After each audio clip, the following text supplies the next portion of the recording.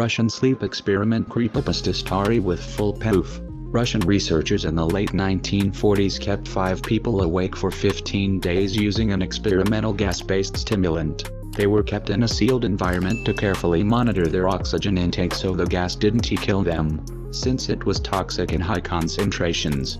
This was before closed-circuit cameras, so they had only microphones and 5-inch thick glass porthole-sized windows into the chamber to monitor them. The chamber was stocked with books, cots to sleep on but no bedding, running water and toilet, and enough dried food to last all 5 for over a month. The test subjects were political prisoners deemed enemies of the state during World War II. Everything was fine for the first 5 days. The subjects hardly complained, having been promised, falsely, that they would be freed if they submitted to the test and did not sleep for 30 days. Their conversations and activities were monitored, and it was noted that they continued to talk about increasingly traumatic incidents in their past, and the general tone of their conversations took on a darker aspect after the 4-day mark. After 5 days they started to complain about the circumstances and events that lead them to where they were and started to demonstrate severe paranoia. They stopped talking to each other and began alternately whispering to the microphones and one-way mirrored portholes. Oddly, they all seemed to think they could win the trust of the experimenters by turning over their comrades, the other subjects in captivity, with them. At first the researchers suspected this was an effect of the gas itself. After 9 days the first of them started screaming. He ran the length of the chamber repeatedly yelling at the top of his lungs for 3 hours straight. He continued attempting to scream but was only able to produce occasional squeaks. The researchers postulated that he had physically torn his vocal cords. The most surprising thing about this behavior is how the other captives reacted to it, or rather didn't react to it.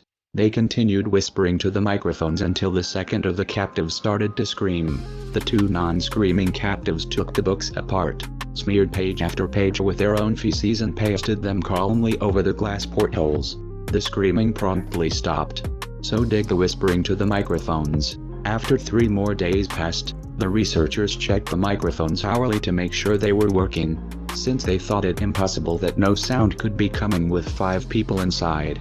The oxygen consumption in the chamber indicated that all 5 must still be alive. In fact, it was the amount of oxygen 5 people would consume at a very heavy level of strenuous exercise. On the morning of the 14th day, the researchers did something they said they would not do to get a reaction from the captives. They used the intercom inside the chamber, hoping to provoke any response from the captives they were afraid were either dead or vegetables. They announced, "We are opening the chamber to test the microphone. Step away from the door and lie flat on the floor or you will be shot. Compliance will earn one of you your immediate freedom." To their surprise, they heard a single phrase in a calm voice response. "We no longer want to be freed." Debate broke out among the researchers and the military forces funding the research. Unable to provoke any more response using the intercom, it was finally decided to open the chamber at midnight on the 15th day. The chamber was flushed of the stimulant gas and filled with fresh air, and immediately voices from the microphones began to object. 3 different voices began begging, as if pleading for the life of loved ones, to turn the gas back on. The chamber was opened and soldiers sent in to retrieve the test subjects. They began to scream louder than ever, and so did the soldiers when they saw what was inside. 4 of the 5 subjects were still alive, although no one could rightly call the state that any of them in life. The food rations past day 5 had not been so much as touched. There were chunks of meat from the dead test subject's thighs and chest stuffed into the drain in the center of the chamber, blocking the drain and allowing 4 inches of water to accumulate on the floor. Precisely how much of the water on the floor was actually blood was never determined. All 4 surviving test subjects also had large portions of muscle and skin torn away from their bodies. The destruction of flesh and exposed bone on their fingertips indicated that the wounds were inflicted by hand, not with teeth as the researchers initially thought. Closer examination of the position and angles of the wounds indicated that most, if not all of them, were self-inflicted. The abdominal organs below the rib cage of all 4 test subjects had been removed, while the heart, lungs and diaphragm remained in place. The spine and most of the muscles attached to the ribs had been ripped off, exposing the lungs through the rib cage. All the blood vessels and organs remained intact. They had just been taken out and laid on the floor, fanning out around the eviscerated but still living bodies of the subjects. The digestive tract of all four could be seen to be working, digesting food. It quickly became apparent that what they were digesting was their own flesh that they had ripped off and eaten over the course of days. Most of the soldiers were Russian special operatives at the facility, but still many refused to return to the chamber to remove the test subjects. They continued to scream to be left in the chamber and alternately begged and demanded that the gas be turned back on, lest they fall asleep. To everyone's surprise, the test subjects put up a fierce fight in the process of being removed from the chamber. One of the Russian soldiers died from having his throat ripped out, another was gravely injured by having his testicles ripped off and an artery in his leg severed by one of the subject's teeth. Another 5 of the soldiers lost their lives if you count ones that committed suicide in the weeks following the incident. In the struggle, one of the 4 living subjects had his spleen ruptured and he bled out almost immediately. The medical researchers attempted to sedate him, but this proved impossible. He was injected with more than 10 times the human dose of a morphine derivative and still fought like a cornered animal, breaking the ribs and arm of one doctor. When heart was seen to beat for a full 2 minutes after he had bled out to the point there was more air in his vascular system than blood. Even after it stopped, he continued to scream and flail for another 3 minutes, struggling to attack anyone in reach and just repeating the word more over and over, weaker and weaker, until he finally fell silent. The surviving 3 test subjects were heavily restrained and moved to a medical facility. The 2 with intact vocal cords continuously begging for the gas, demanding to be kept awake. The most injured of the 3 was taken to the only surgical operating room that the facility had. In the process of preparing the subject to have his organs placed back within his body, it was found that he was effectively immune to the sedative they had given him to prepare him for the surgery. He fought furiously against his restraints when the anesthetic gas was brought out to put him under. He managed to tear most of the way through a 4-inch wide leather strap on one wrist, even though the weight of a 200-pound soldier was holding that wrist as well. It took only a little more anesthetic than normal to put him under, and the instant his eyelids fluttered and closed, his heart stopped. In the autopsy of the test subject that died on the operating table, it was found that his blood had tripled the normal level of oxygen. His muscles that were still attached to his skeleton were badly torn and he had broken 9 bones in his struggle to not be subdued. Most of them were from the force his own muscles had exerted on them.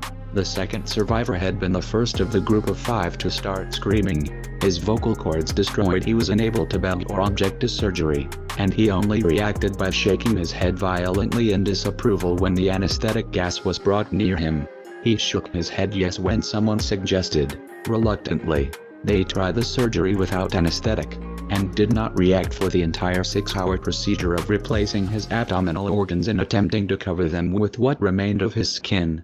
The surgeon presiding stated repeatedly that it should be medically possible for the patient to still be alive. One terrified nurse assisting the surgery stated that she had seen the patient's mouth curl into a smile several times whenever his eyes met hers. When the surgery ended, the subject looked at the surgeon and began to wheeze loudly, attempting to talk while struggling. Assuming this must be something of drastic importance, the surgeon had a pen and pad fetched so the patient could write his message.